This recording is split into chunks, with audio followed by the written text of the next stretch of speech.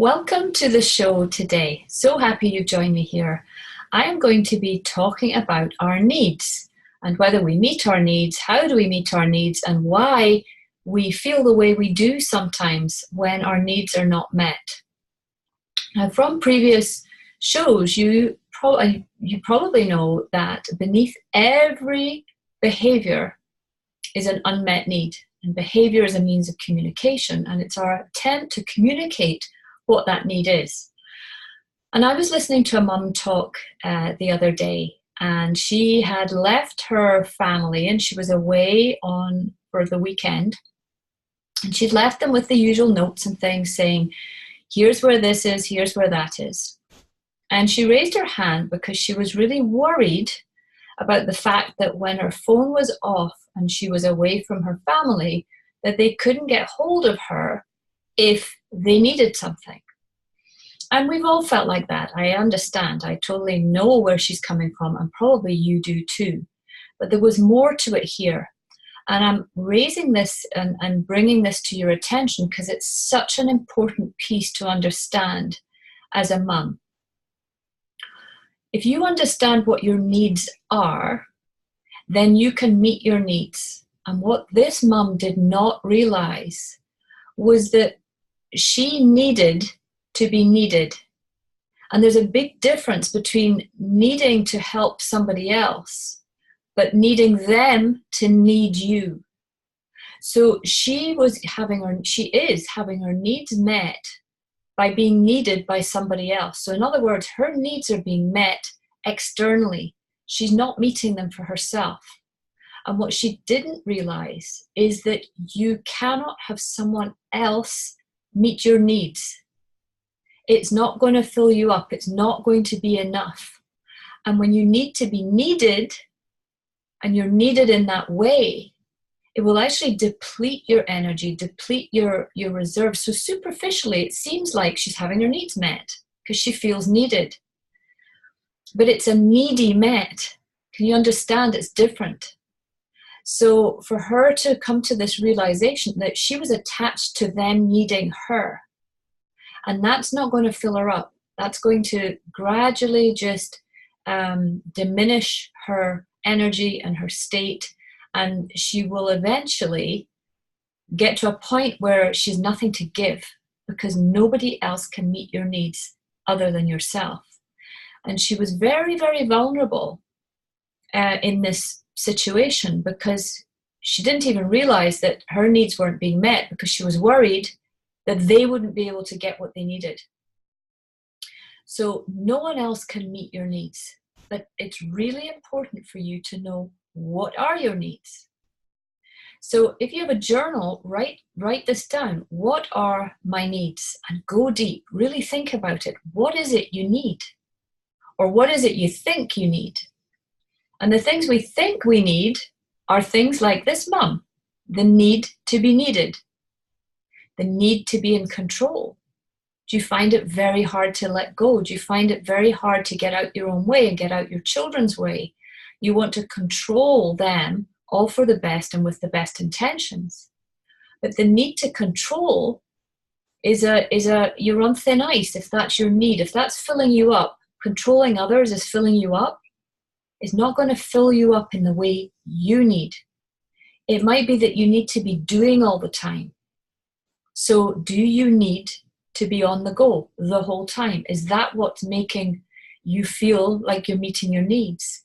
Because you can hear immediately when I say it, the irony of this. If you need to be doing all the time, you can't do all the time. It's impossible to be in doing mode all the time. So if you think that's what you need, you're going to do more. And in doing more, you're going to deplete yourself. It might be you feel the need to be seen and be heard and be worthy. And these are deep needs of every human being. Every mum out there needs to be seen, needs to be heard, needs to feel worthy.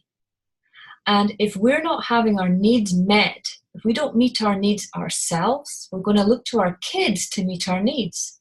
So when our children don't hear us, and our children don't see us, and our children don't respect us and appreciate us, that's going to trigger us.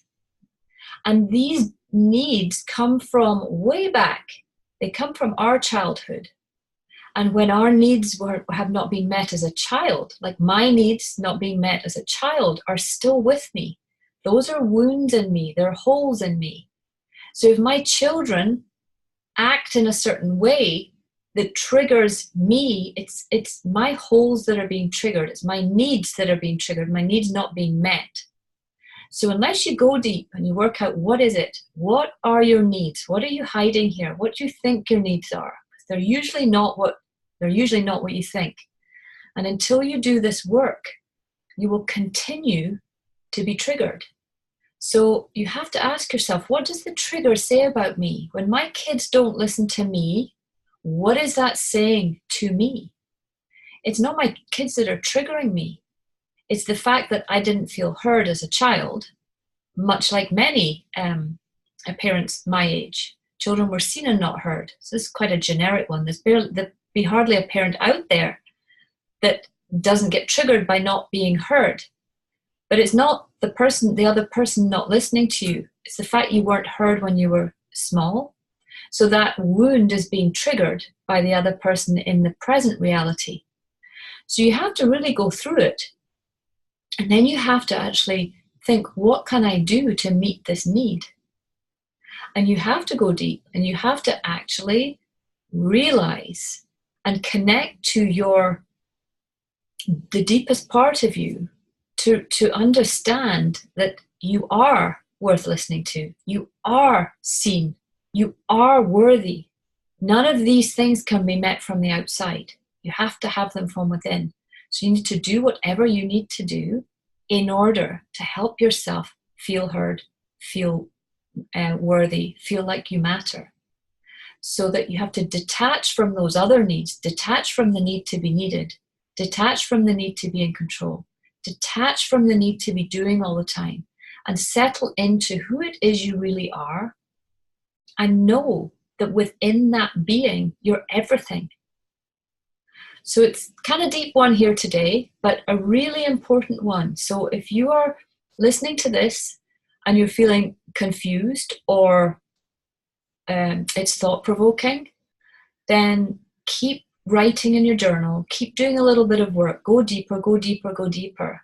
Dig it all up and see why it is you think you're being triggered and what it is you think you need, and are you meeting your needs? So when we talk about self-care, we're not talking about self-care in terms of the indulgences and the nice little, like the manicures and pedicures and going out with friends for dinner. Those are nice. They top us up. They make us feel good. But we have to connect with the deeper place. We have to really connect with our essence and being present to the here and now. That's what's going to meet your needs. And you can do that through journaling, meditation, being mindful, connecting with nature. You might have some other ones that you might find that really connect you to your source energy. It's really, really important. I could talk for hours, but I'm going to stop there. I hope you found it valuable. If you have any questions, do give me a shout, because this is a deep one, but a really important one. And think about that mum that needed to be needed, and that's not going to meet her needs.